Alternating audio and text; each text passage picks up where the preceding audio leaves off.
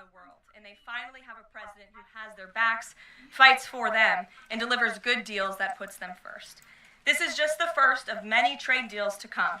Get ready for more historic deals and our country to boom like never before. On that note, Treasury Secretary Scott Bessent and Ambassador Jamieson Greer will meet with the lead representatives on economic matters from the People's Republic of China over the weekend in Switzerland. As President Trump has said, the United States and China have been talking for some time over the course of the administration, and now teams from both countries will meet in person to continue discussions.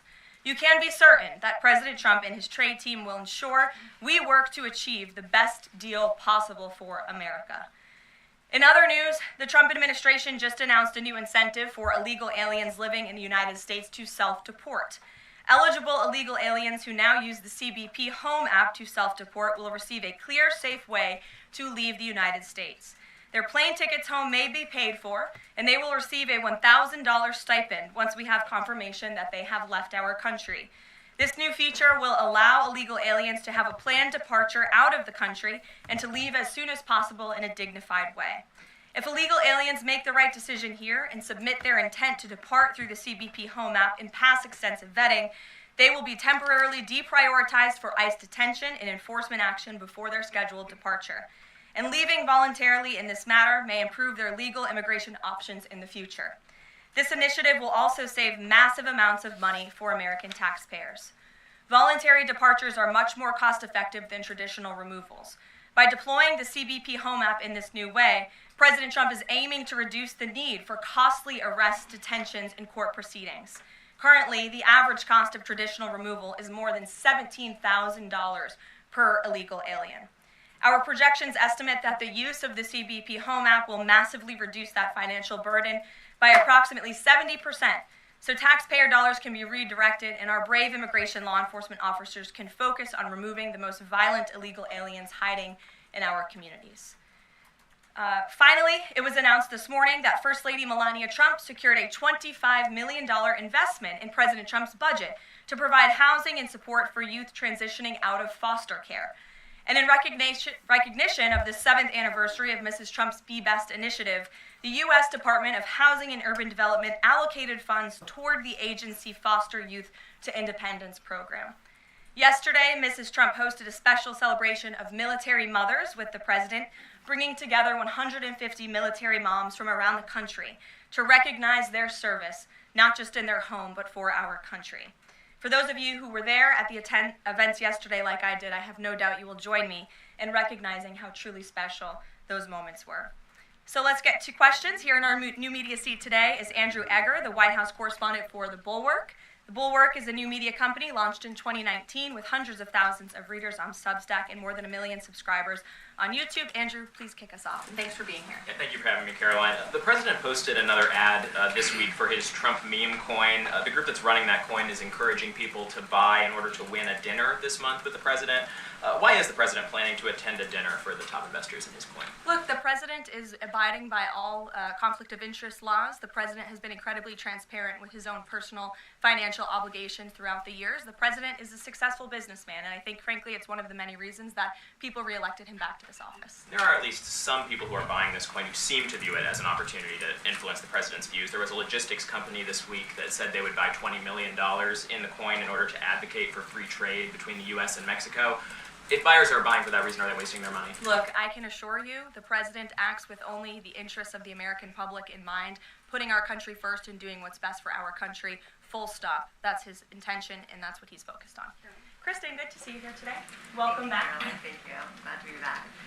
So on those China talks, what does President Trump expect to come out of those talks, and is he going to be disappointed if his team can't secure a deal? Well, look, the president is very confident in his Secretary of Treasury, Scott Bessent, and of course Ambassador Jamieson Greer, who has played an instrumental role in all of these trade negotiations as well. I think yesterday's success, the announcement of a trade deal with the United Kingdom, is a great first step. Again, many said in this room it couldn't be done. Now we are moving forward with many other countries. We're talking to dozens of our trading partners around the world, but of course China is is a major country, a major player in this space, and the president has said, and he's right, that China needs the United States of America. They need our markets, they need our consumer base, and Secretary Bessent knows that he's going to Switzerland this weekend with the full support and confidence and trust of the president here at home. Jack. Thanks very much, Karoline. Two questions. First, can you give us an update on U.S. efforts to mediate or have an impact on the conflict between India and Pakistan? Sure, I absolutely can. This is something that the Secretary of State and, of course, now our National Security Advisor as well, Marco Rubio, has been very much involved in. The President has expressed he wants to see this de-escalate as quickly as possible. He understands these are two countries that have been at odds with one another for decades, long before President Trump was here in the Oval Office. However, he has good relationships with the leaders of both countries, and the Secretary of State, Marco Rubio, I spoke to him just yesterday. He has been in constant communication with the leaders of both countries trying to bring this conflict to an end. Just one other question. Yesterday, we saw the news of the new Pope. Before Pope Leo became Pope Leo, there were some critical comments that he made about President Trump and about Vice President Vance on his then ex account. Does the White House have any reaction to those comments? The president made his reaction to Pope Leo's announcement yesterday very clear. He is very proud to have an American Pope. I think it was a surprise to everyone. I saw the news media was surprised to report on that yesterday, but it's a great thing for the United States of America and for the world, and we are praying for him. Thanks, Karoline. The president has been pretty firm on keeping these 145% tariffs in place on Chinese imports. Today, via Truth Social, he said that he'd be possibly open to lowering those to 80%.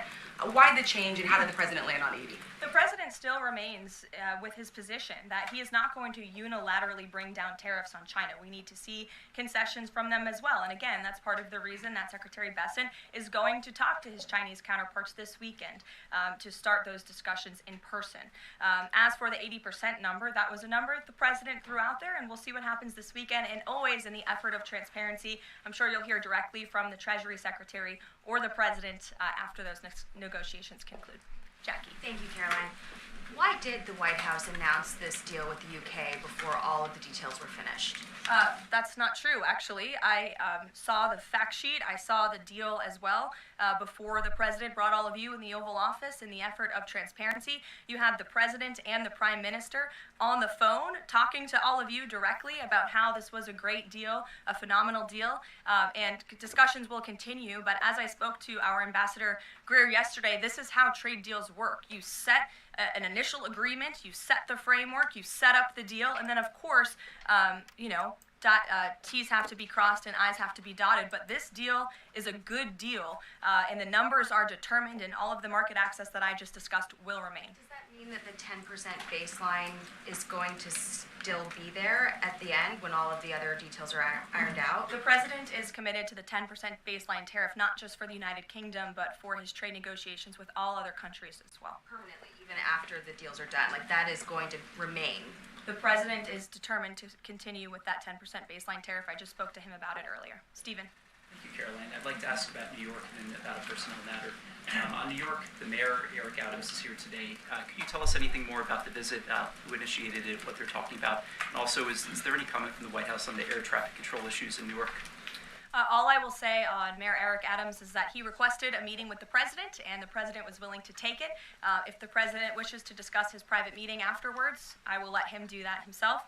Yes, I'm glad you asked about the FAA. There was a glitch in the system this morning, especially at Newark Airport, as you all know. I spoke to the Department of Transportation. That glitch was caused by the same telecoms and software issues that were raised last week. Everything went back online after the brief outage, and there was no operational impact. DOT and the FAA are working to address this technical issue tonight to prevent further outages, as well as install new fiber from Newark Airport to Philadelphia. And the goal is to have the totality of this work done by the end of the summer. I want to add that this outage at Newark Airport speaks to why the Secretary of Transportation yesterday made a massive announcement in investing in our aviation safety and our telecom system. There's a 4-part infrastructure plan that was released by the Secretary of Transportation yesterday to improve communication, surveillance, automation, and their facilities.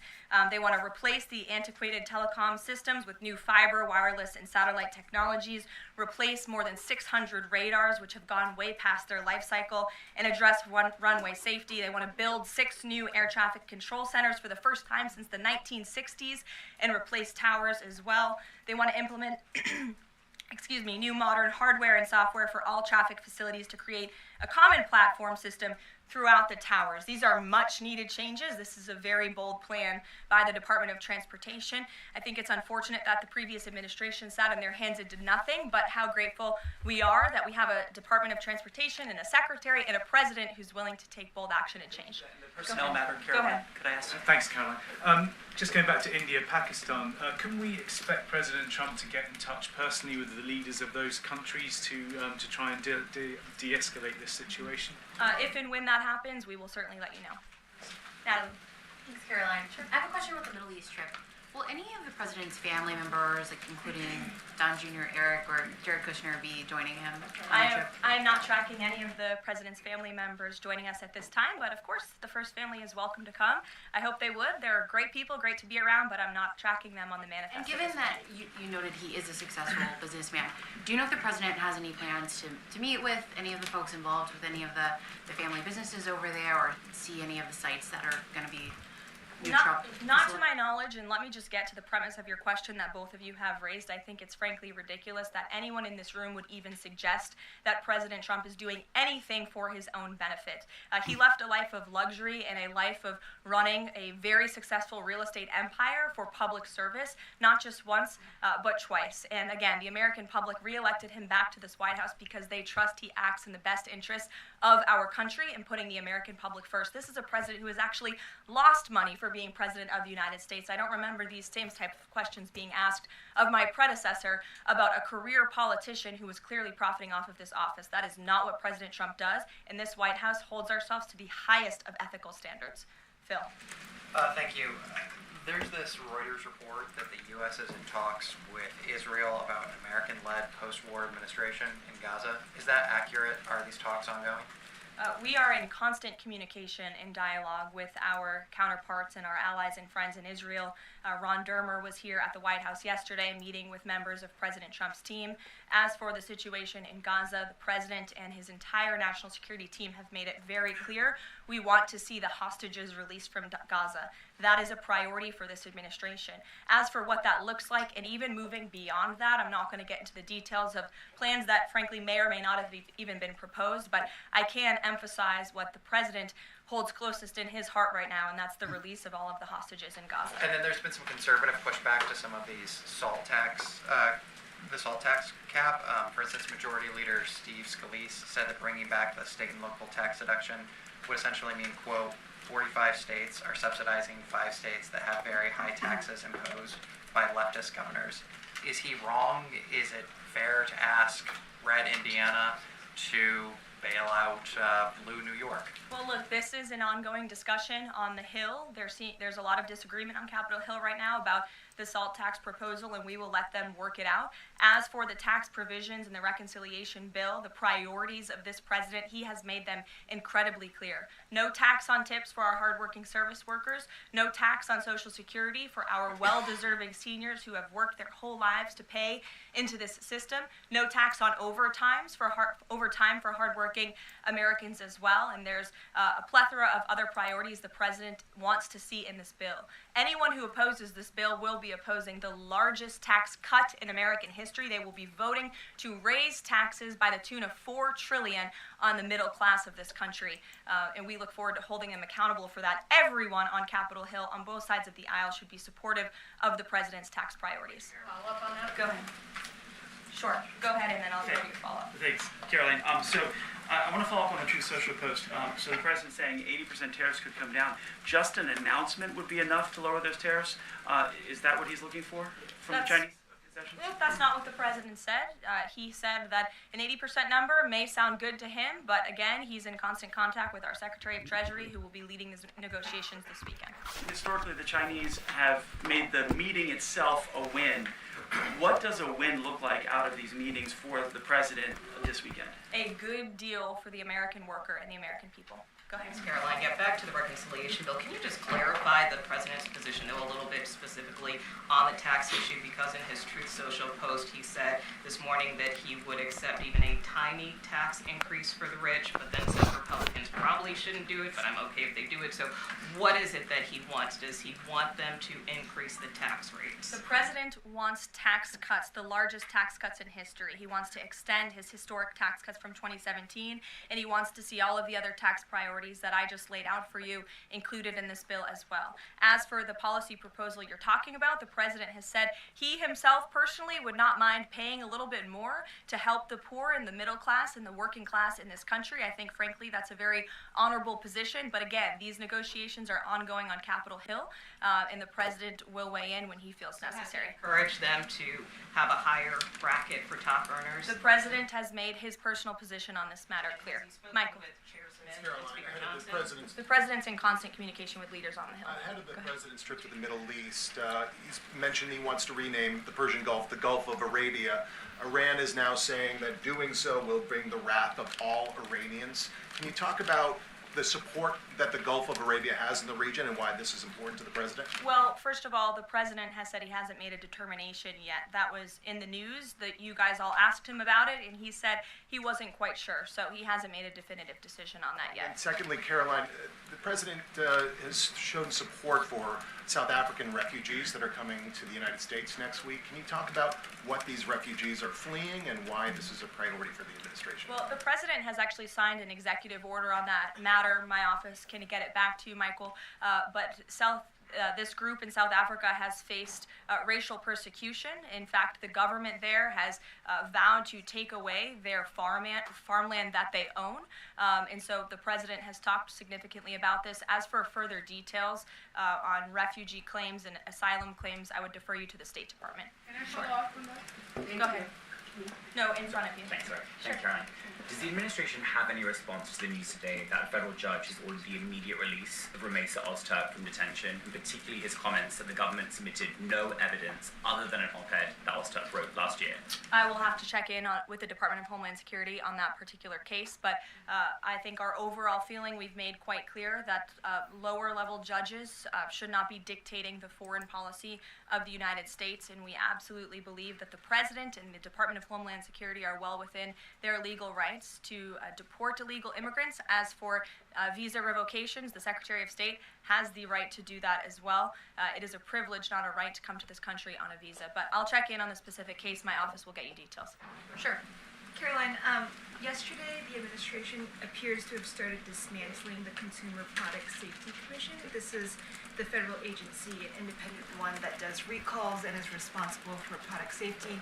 Does the administration not believe that it's important, to keep toys and cribs? I mean, you're a young mom off of the product of the market. It's a federal agency within which branch? It's the executive branch. Who's the head of the executive branch? The President of the United States. He has the right to fire people within the executive branch. It's a pretty simple answer. Francesca. Thanks. One foreign policy one and then a domestic policy thing, if I could. As far as the president's trip goes next week, is he planning to meet with the FIFA president in either Saudi Arabia or Qatar? And if so, could you give us some more details about that?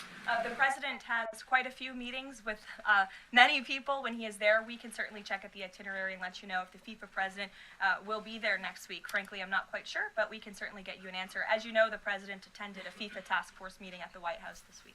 And on the domestic front, could you explain why the FEMA administrator was removed from his position this week? So this is a personnel matter in regards to the Department of Homeland Security, but my understanding is that this individual testified testified saying something that was contrary to what the president believes in the goals of this administration in regards to FEMA policy. And so, of course, we want to make sure that people in every position are advancing the administration's goals. But as for specifics, I defer you to the Department of Homeland Security. We leave it up to our great cabinet secretaries when it comes to personnel matters.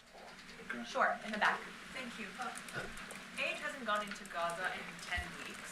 Israel says that this is a policy to pressure Hamas in the negotiations, in the ceasefire negotiations. Is this a policy that this administration supports? The president answered this week. He said that he wants to ensure that aid can get into Gaza, but we have to do it in a responsible way to ensure it doesn't end up in the hands of terrorists. So this is something the administration is actively working on, and when we have a policy to announce on this definitively, we can certainly let you know. Can you talk about this effort for the U.S. to take over the distribution of aid in Gaza, to exclude Israel, but also international organizations said this effort militarizes aid? I would reject that characterization by whatever groups you are citing. Kelly. Caroline, thank you. I want to get back to the First Lady Melania Trump dealing with foster children. That's an important component in American life to see what happens to the future of our children, particularly in foster care. Can you explain the significance of this development between the First Lady and the housing and urban development? Yes, absolutely. It's millions of dollars that will go into a program that helps these children transition out of foster care to have productive